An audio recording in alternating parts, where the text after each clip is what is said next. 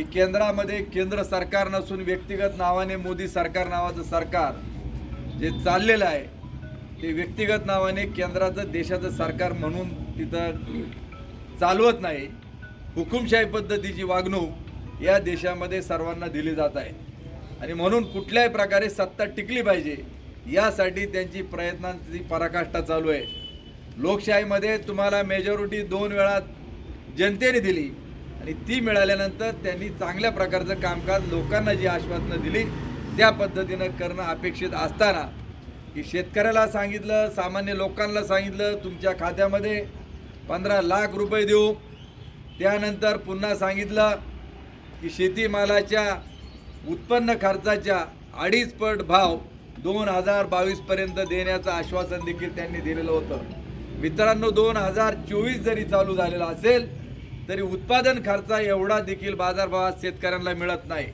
मग कांदा उत्पादक अडचणीत आहे, दुधावाल्याचं तेच म्हणणं आहे, विदर्भ मराठवाड्यामध्ये कापसावाल्याचं देखील आंदोलन चालू आहे आणि आज सोयाबीन जे विदर्भामध्ये पिकत होतं मराठवाड्यामध्ये पिकत होतं, आपल्या भागात सोयाबीन मोठ्या प्रमाणामध्ये उत्पादन होत असताना मधल्या काळामध्ये सरकारने सोयाबीनचं इम्पोर्ट केलं आणि आज रोजी ज्याच्याकडे सोयाबीन असेल त्या शेतकऱ्यांना माहिती की काय बाजार आहे आज सोयाबीनचा 43 रुपये। आता सोयाबीन घेणारे तिथं आहे, तिथं शेतकरी जे 43 रुपये हाही सोयाबीनचा आज खरेदी दर आहे आणि सरकारचा हमीभाव काय 45 रुपये हमीभाव असताना त्याच्यापेक्षा कमी बाजारभाव आज मिळत असताना शेतकरी अडचणीत आहे। आणि अशा परिस्थितीमध्ये एका बाजूला शेतकऱ्याची ही पार्श्वभूमी आणि दुसऱ्या बाजूला मधल्या कालखंडामध्ये कंत्राटी कामगार भरतीच्या संदर्भात आवाज उठवण्यात आला।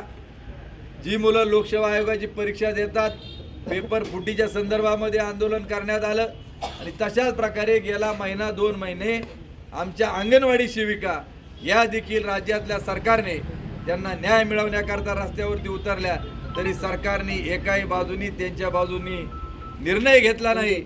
आणि म्हणून या राज्यामध्ये जे काही मोजके तरुण आमदार आहेत, अभ्यासू आमदार आहेत, त्याच्यामध्ये आमदार रोहितदादा पवार यांनी पुण्यापासून तर नागपूरपर्यंत 800 किलोमीटरची पायी संघर्ष यात्रा काढली। यात्रेला मिळालेला प्रचंड प्रतिसाद आणि त्या परिस्थितीमध्ये सरकारवर केंद्रातल्या असेल राज्यातला त्यांनी जो हल्ला चढवला, कारण त्यांचं म्हणणं आहे की हम लढेंगे और जीतेंगे भी, झुकणार नाही। आणि त्या पद्धतीनं की आदरणीय पवार साहेबांसारखा संघर्ष योद्धा या महाराष्ट्रामधला सह्याद्री फुले शाहू आंबेडकर यांच्या विचारांनी प्रेरित होऊन गेले 50-60 वर्ष देशाचे राजकारण आदरणीय पवार साहेब करत आहेत आणि तशाच प्रकारे त्यांना साथ देखील देण्याचं सर्वांनी एकत्र यायचं आणि या सरकारला या देशामधून राज्यामधून हद्दपार करायचं। परंतु राजाभाऊंनी उल्लेख केला की ज्यावेळी मोदी साहेबांनी 6 महिन्यापूर्वी सांगितलं की आज जे सत्तेमध्ये आहेत यांच्यावरती 70,000 कोटीचा घोटाळ्याचा आरोप करण्यात आला आणि हे इकडून उड्या मारून तिकडे जाऊन त्यांच्यामध्ये सामील झाले आणि त्याच्या अगोदर देखील सुरत असेल गुवाहाटी मार्गे देखील काही लोकांनी सरकार बनवलं आणि आता हे जे 9 मंत्री आणि त्यांच्या समेत जे आमदार गेले ते त्यावेळी सांगत होते 50 खोके 50 खोके आणि पुन्हा म्हणत होते काय झाडी काय डोंगर। आणि आता हे जे मंत्री इकडचे राष्ट्रवादी मधले फुटून त्यांना जाऊन मिळाले, आता त्यांना त्या झाडाखाली झोपायला कसं वाटतं हा देखील आमचा त्यांना सवाल आहे। का तुम्ही इथं असताना म्हणत होते का मोदींना पिकवणाऱ्याचं घेणं देणं नाही, त्यांना खाणाऱ्याची काळजी। मागच्या वेळी आपण दुधाच्या संदर्भात आंदोलन केलं त्यावेळी सांगितलं की शेतकऱ्याला इकडे 28 रुपये सुद्धा दुधाला भाव मिळत नाही, 26 रुपये मिळतो आणि खरेदी करणाऱ्याला 54 रुपये लिटर दूध जर त्या ठिकाणी मिळत असेल तर ना खाणारा समाधानी ना उत्पादन करणारा समाधानी। आणि म्हणून रोहित दादांनी जो आवाज या राज्यामध्ये उठवला त्याला सर्वांनी साथ दिली। म्हणून यांनी ठरवलं की पवार साहेब वयस्कर असतील, संजय राऊत रोज बोलतात, त्यांना जेलमध्ये टाकण्याचा प्रयत्न केला, अनिल देशमुखांना जेलमध्ये धाडण्याचा प्रयत्न केला आणि काही जणांना भीती होती की आपण जेलमध्ये जाऊ। मग त्यांना सांगितलं तुम्हाला जेल पाहिजे का बेल पाहिजे, म्हणले जेलही नको बेलही नको, तुमच्या पाया पडतो, तुमच्या सत्तेमध्ये आम्ही सहभागी होतो। ते तिकडे गेले आणि शुद्ध त्या ठिकाणी त्यांना करण्यात आलं. आणि विकासाच्या नावाखाली तुम्ही जनतेला काही जरी बोलावत असाल, ही जनता वेडी त्या ठिकाणी नाही.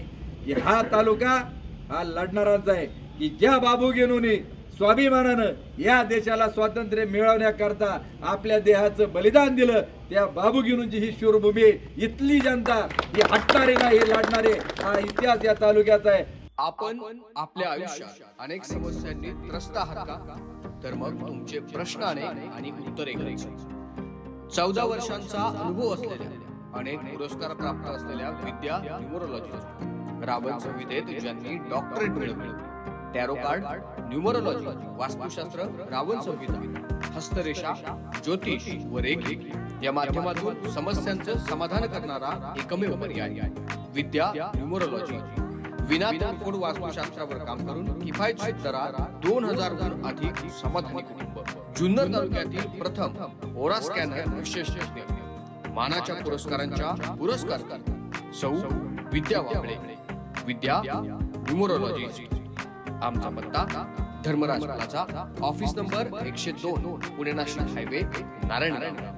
तसेच पुणे या ठिकाणी देसाई लायब्ररी, सकाळ प्रेस समोर, शिवाजीनगर, पुणे. दर महिन्याच्या 28 व 29 तारखेला पुणे या ठिकाणी विद्या न्यूमरोलॉजी. संपर्क क्रमांक 7028 62 95 79. विद्या न्यूमरोलॉजी.